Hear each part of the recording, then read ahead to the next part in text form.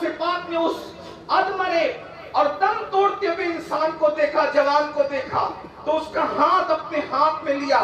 उलमा फरमाते हैं, सीरत निगार लिखते हैं कि मुर्शिद गौसे पाक ने जैसे उस जवान का हाथ अपने हाथ में लिया, वो एक तंदुरुस्त तवाना होकर के खड़ा हो गया। आपने हाथ में लिया, वो तंदुरुस्त होकर के खड़ा हो गया, तो आपको हैरत हुई। तो उसने कहा, अब्दुल कादिर में कोई इंसान नहीं हूं, बल्कि अल्लाह ने आपको ये बताना था कि आपके नाना का दीन बिल्कुल उसी हालत में था जैसे आपने मेरी हालत देखी, मगर आपने मेरी मदद की तो आपने मुझे जिंदा कर दिया, आपके नाना के दीन को जिंदा कर दिया। आप मुहय्युद्दीन और मुहय्युद्दीन, दीन को जिंदा करने वाले हो। वहां से जब आप निकले और मस्जिद में गए तो पूरी मस्जिद पुकार रही थी, या मुहय्युद्दीन, या मुहय्युद्दीन, ऐ दीन को जिंदा करने वाले, दीन को जिंदा करने वाले। देख ले, हर इंसान को खिदमत की बुनियाद पर अलग अलग लक़ब मिला। किसी को इमाम आज़म कहा गया, किसी को मुजद्दिद कहा गया, किसी को मुफस्सिर कहा गया, किसी को कुछ कहा, किसी को कुछ कहा, किसी को कुछ कहा, लेकिन ये शान गौसे आज़म की है। मुहय्युद्दीन सिर्फ गौसे पाक का लक़ब है कि आपने दीन को जिंदा किया है। लोगों को इसमें हैरत है कि वो मुर्दे कैसे जिंदा करते थे। हमने कहा सबका अपना अपना ज़ौक़ है, हमें मुर्दा जिंदा करने पे क्या हैरत होगी। जो खुदा का दीन जिंदा कर सकता है वो मुर्दों को क्यों जिंदा नहीं कर सकता। मुर्दों को जिंदा करने से बड़ी करामत दीन को जिंदा करना है। लेकिन उसके लिए गौसे पाक ने मेहनत कितनी की। आपने कौम को कुरान और सुन्नत की तरफ बुलाया, आपने अल्लाह के बंदों को अल्लाह की तरफ बुलाया। आपने वाज के जरिए से जो मेहनत की है, आपकी वाज और नसीहत की कुल मुद्दत जो है 40 साल कमोबेश बताई जाती है। और आप अल्लाह अकबर शुरू में जब खिताब फरमाते थे, बल्कि आप तो पहले खिताब ही नहीं करते थे, आपने तवील अरसा गुमनामी में गुजारा, आपको कोई जानता नहीं था। गौसे पाक फरमाते हैं, न मैं बगदाद वालों को जानता था, न बगदाद वाले मुझे जानते थे, बल्कि मैं जंगलों में अल्लाह की इबादतें करता और भूख और प्यास की वजह से मैं बेहोश होकर जमीन पे गिर पड़ता, तो जंगली लोग या शिकारी लोग या लकड़हारे मुझे उठा करके ले जाते और मुर्दा समझ करके मुझे तख्ते पे लिटा देते, और जब गुस्ल देने के लिए मुझ पे पानी डालते तो मैं आंख खोल करके कहता, क्या कर रहे हो? तो लोग कहते, तू तो मर चुका था अजनबी। मैं मस्ताना वार नारा लगा के निकल पड़ता। सरकार गौसे पाक फरमाते हैं, अल्लाह की इबादत में मैंने इतनी मुशक्कतें झेली, जो तकलीफें मैंने उठाई है, अगर वो पहाड़ पे डाल दी जाए तो पहाड़ रेजा रेजा हो जाए। ये मर्तबे यूं नहीं मिलते। आज मुर्दा जिंदा करने का शौक सबको है, आज पानी पर चलने का शौक सबको है, लेकिन आपसे पूछता हूँ, जिस कौम का हाल ये हो कि जुमा की 14 रकअतें पढ़ना भी जिन पे भारी पड़ती हो, उनको ये मर्तबे कैसे मिलेंगे, उनको ये मकाम कैसे मिलेंगे, उनको ये अज़मतें कैसे मिलेगी। याद रखना, ये मर्तबे यूं ही नहीं मिला करते, बड़ी मेहनतें होती है। तो सरकार गौसियत माब, मैं जल्दी जल्दी अपनी बात की तरफ आ रहा हूँ। सरकार गौसियत माब ने पहले तो गुमनामे में जिंदगी गुजारी। खुद फरमाते हैं, एक मर्तबा रसूलुल्लाह और मौलाए कायनात की मुझे ज़ियारत हुई। फरमाते, मैंने हुजूर को देखा, मौला अली को देखा, तो अल्लाह के रसूल ने फरमाया, अब्दुल कादिर मेरे बेटे, तुम खिताब क्यों नहीं करते, तुम बयान क्यों नहीं करते? अस्की नाना जान में अजमी हूँ। आपका ताल्लुक गिलान से था और गिलान ईरान का एक इलाका है, तो अस्की नाना जान में अजमी हूँ, यहाँ के लोग अरबी हैं, मैं कैसे खिताब करूं? तो अल्लाह के रसूल अलैहि सलाम ने फरमाया, अपना मुंह खोलो, और 7 मर्तबा लुआबे दहन आपने गौसे आजम के मुंह में डाला, और साथ में मौलाए कायनात भी थे। मौला अली ने 6 मर्तबा डाला। तो गौसे पाक अर्ज करते, बाबा जान, नाना ने 7 मर्तबा और आपने 6 मर्तबा क्यों डाला? कुर्बान जाए, अदब का अंदाज देखें। मौला अली फरमाते, मेरे बेटे, رسول اللہ کے ادب کی وجہ سے میں نے 6 مرتبہ ڈالا، اگر 7 مرتبہ ڈالتا تو برابری کا شائبہ ہوتا، اور اس میں بے ادبی تھی، تو بے ادبی سے بچنے کے لیے حضور نے 7 مرتبہ ڈالا تو میں نے 6 مرتبہ ڈالا۔ اس سے پتا چلا وہ علی مرتضیٰ ہو کر حضور کا اتنا ادب کرتے ہیں۔ آج ہمارے پاس حضور کا کیا ادب ہے؟ ہم قوت عشق کی بات کرتے ہیں، جس قوم کے پاس ادب نہ، اس قوم کے پاس عشق کیسے ہو سکتا ہے؟ عشق تو ادب والی قوم کے پاس ہوتا ہے، بے ادبوں کو کبھی عشق نصیب نہیں ہوتا۔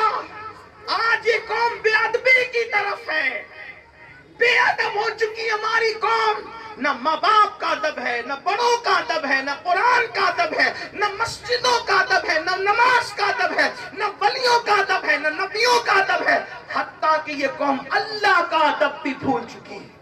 وما قدر اللہ حق قدری، تم نے اللہ کی وہ قدر نہیں کی جو قدر کرنے کا حق تھا۔ جو قوم خدا کی بے ادب ہو جائے اس قوم کو تباہ ہی کیا جاتا ہے، اس قوم کو برباد ہی کیا جاتا ہے۔ آپ کہیں گے امین القادری کو کیسی بات کر رہا ہے، ہم اللہ کے بے ادب ہیں؟ میں نے کہا پھر کیا ہو، مجھے فلسفہ یا خود سمجھا دو یا سمجھ لو، اللہ کے بے ادب ہو، رسول اللہ کے بے ادب ہو، اور جان بوجھ کر نہیں، لاشعوری طور پر کر دو۔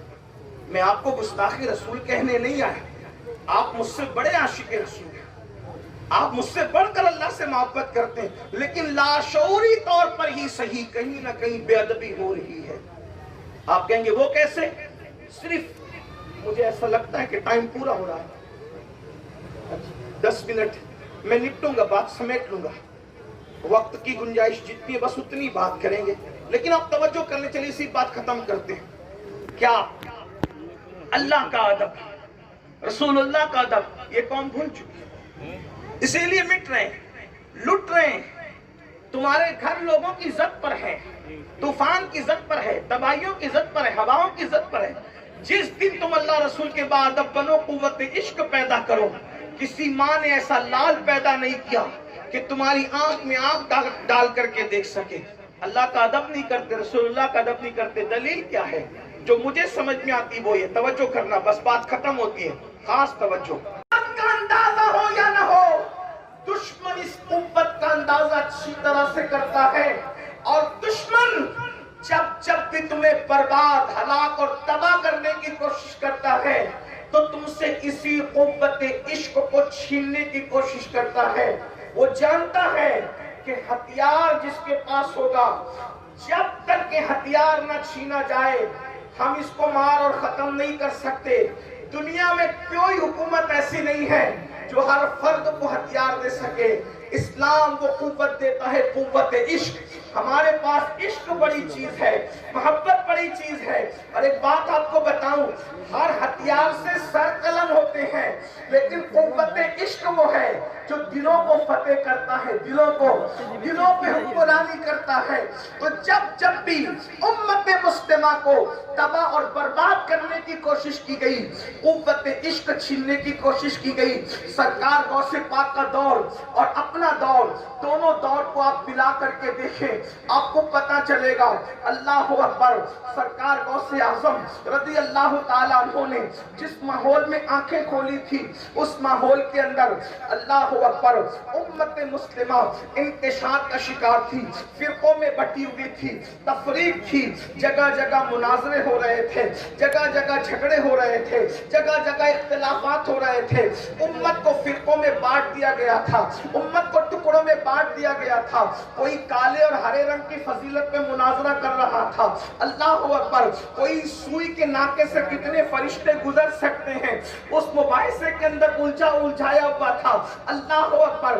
ایسے حالات کے اندر جبکہ عقیدتوں سے کھیل کھیلا جا رہا تھا، اللہ اکبر، ایسے حالات کے اندر جب مذہبی لوگ لا یعنی باتوں میں الجھے ہوئے تھے، اور مسلمانوں کی عیاشی اور آوارگی کا عالم یہ تھا کہ ایک ایک مسلمان مالدار کے گھر میں 300 کنیزیں گانے والی یا شراب پلانے والی ہوتی تھی، اور 800 گانے والی یا شراب پلانے والی ہوتی تھی۔ مورخین نے لکھا ہے 300 شراب پلانے والی 800 گانے والی، یا 800 گانے والی اور 300 شراب پلانے والی. ایک ایک مالدار کے گھر میں یہ تھا. مسلمان بادشاہوں کا حال یہ تھا کہ یہودیوں کی لڑکیوں کو انہوں نے اپنے حرم میں لا کر کے رکھا تھا. عیسائیوں کی لڑکیوں کو، مشرکین کی لڑکیوں کے ساتھ عیاشیاں کیا کرتے تھے. یعنی دین کی کسی کو پڑی نہیں تھی. رات رات بھر مسلمانوں کی شراب و شباب میں ڈوب جاتی تھی، شراب و شباب میں ختم ہو جاتی تھی. حرام کھانا ان کے لیے کوئی معیوب نہ تھا، حرام میں ڈوب جانا ان کے لیے کوئی معیوب نہ تھا. گانے سننا، مجرے سننا، رات رات بھر گانے اور شراب میں گزار دینا، شراب و شباب میں مست ہو کر گزارنا ان کے لیے کوئی مشکل نہ تھا. اللہ اکبر. ایسی بگڑی ہوئی قوم کی اصلاح کے لیے اللہ نے شیخ عبد القادر جیلانی سرکار غوث اعظم قطب الاقطاب غوث الاقواس شیخ الشیوخ کو جلوہ گر فرمایا. کہتے ہیں کہ جتنا اندھیرا گھٹا ٹوپ ہوتا ہے اتنی ہی زیادہ پاورفل روشنی کی ضرورت ہوتی ہے. اللہ اکبر. تو حالات جتنے خراب ہوتے ہیں مسئلہ اتنا مضبوط اور منظم طور پر آتا ہے. اللہ اکبر. اللہ اندازہ فرمائے جب پوری دنیا کفر کی تاریکی میں ڈوب چکی تھی تو اللہ نے محمد الرسول اللہ کو ایمان کی شمع لے کر جلوہ گر فرمایا. اور مسلمان جب فسق و فجور میں ڈوب چکے تھے تو مصطفیٰ کے تنے پہ سایہ کا سایہ شیخ عبد القادر جیلانی کو جلوہ گر کیا ہے. میرے امام کہتے مصطفیٰ کے تنے پہ سایہ کا سایہ دیکھا. اگر آپ اردو جانتے ہیں تو امام اہل سنت کے ان 2 مصروں پہ توجہ فرمائیں. مصطفیٰ کے تنے پہ سایہ کا سایہ دیکھا. جس نے دیکھا میری جاں جلوہ زیبا تیرا، جس نے دیکھا یاد رکھے اوروں کا سایہ اسی وقت ہوتا ہے جب وجود ہوتا ہے. وجود قبر میں چلا جائے تو سایہ نظر نہیں آتا. لیکن یہ مصطفیٰ جان رحمت کی وجود کی کتنی بڑی نشانی ہے کہ حضور کے قبر انور میں جانے کے 500 سال کے بعد اللہ نے مصطفیٰ جان رحمت کے تنے پہ سایہ کے سایہ کو ظاہر فرمایا. سایہ سے اندازہ کرو طاقتور سے طاقتور کا سایہ کوئی کام نہیں کر سکتا. لیکن غوث اعظم سایہ مصطفیٰ کا نام ہے. جس کے سایہ کی شان کا یہ عالم ہے اس کے وجود ناز کی شان کا عالم کیا ہو. غوث اعظم نے دین زندہ کیا ہے اور وہ سایہ مصطفیٰ ہے غوث اعظم. ایک مرتبہ سیدنا مخدوم اشرف جہانگیر سمنانی رضی اللہ تعالیٰ فرماتے ہیں کہ غوث پاک سے کسی نے پوچھا، بلکہ آپ کے صاحبزادے نے پوچھا کہ بابا جان جو نشانیاں لوگ رسول اللہ میں دیکھتے تھے، وہ کرامتیں، وہ معجزات جو حضور میں دیکھے جاتے تھے، وہ بشکل کرامت آپ کی زندگی میں دیکھا جا رہا ہے، وہ کیا ہے؟ تو غوث پاک فرماتے ہیں میرے بیٹو عبد القادر جب تک تھا اب جو تم وجود دیکھتے ہو وہ عبد القادر کا وجود نہیں ہے بلکہ وہ محمد الرسول اللہ کی انوار کی جلوہ گری ہے. جس نے دیکھا میری جاں جلوہ زیبا تیرا. تو سرکار غوث اعظم کے دور میں حالات ایسے پیدا کیے گئے.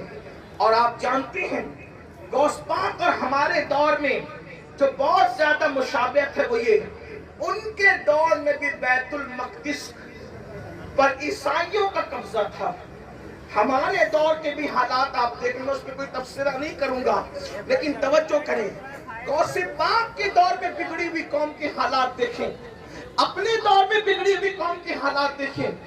آج درد بھری باتیں سب کرتے ہیں، آج درد بھری باتیں سب کرتے ہیں، لیکن دین کے لیے کون کیا کر رہا ہے؟ قوم کے لیے کون کیا کر رہا ہے؟ مثال کے طور پر ایک جنگ ہو رہی ہے، ننھے ننھے معصوم بچوں کو شہید کیا جا رہا ہے، جوان عورتیں بیوہ ہو رہی ہیں، ہاسپٹلوں پر تک بم دھماکے کیے جا رہے ہیں. ان حالات میں مسلمان کیا کر رہا ہے؟ آپ بتائیں کیا کر رہا ہے؟